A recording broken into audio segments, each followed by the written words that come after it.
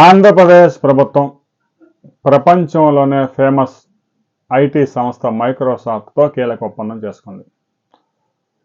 ఒకవైపు నిరుద్యోగులు ఎవరైతే ఆంధ్రప్రదేశ్లో ఉన్నారో వారితో పాటు ఇప్పటికే BTech third year fourth year చదువుతున్న వారు, ఇక ఐటీఐ కాలేజీల్లో ట్రైనింగ్లో ఉన్న విద్యార్థులకి వీరందరికీ ఆర్టిఫిషియల్ ఇంటెలిజెన్స్లో నైపుణ్య శిక్షణ ఇచ్చేందుకు మైక్రోసాఫ్ట్ సంస్థ ఆంధ్రప్రదేశ్ ప్రభుత్వంతో ఎంఓయూ చేసుకుంది.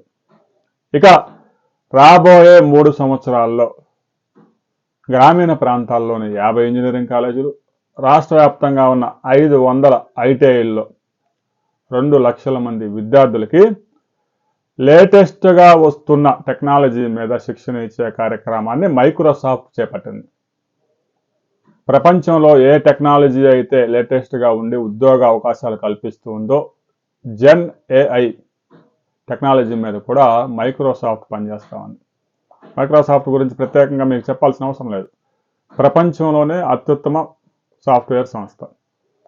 టెక్నాలజీని, అత్యాధునిక టెక్నాలజీని తీసుకురావడంలో మైక్రోసాఫ్ట్ని మించింది లేదు.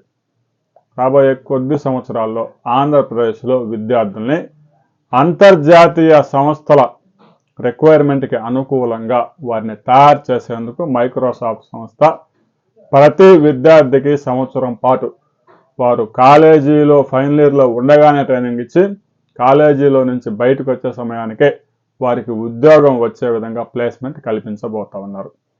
ఈ కార్యక్రమం భారతదేశంలో ఏ రాష్ట్రంలో జరగలేదు. మైక్రోసాఫ్ట్ సంస్థ ఆంధ్రప్రదేశ్ ప్రభుత్వంతో ఎంఓయూ చేసుకుంది. రాబోయే కొద్ది రోజుల్లోనే శిక్షణా కార్యక్రమాలు చేపట్టబోతా ఉన్నారు. కేవలం విద్యార్థులకు మాత్రమే కాదు, ఎవరైతే అధ్యాపకులు, టీచర్స్, లెక్చరర్స్, ప్రొఫెసర్స్ ఉంటారో వారిని కూడా అప్డేట్ చేయబోతా ఉన్నారు. ఎప్పుడో వారు 30 సంవత్సరాల కింద చదువుకుని ఉంటారు. ఈ మధ్యకాలంలో చాలా అప్డేట్స్ వచ్చినాయి.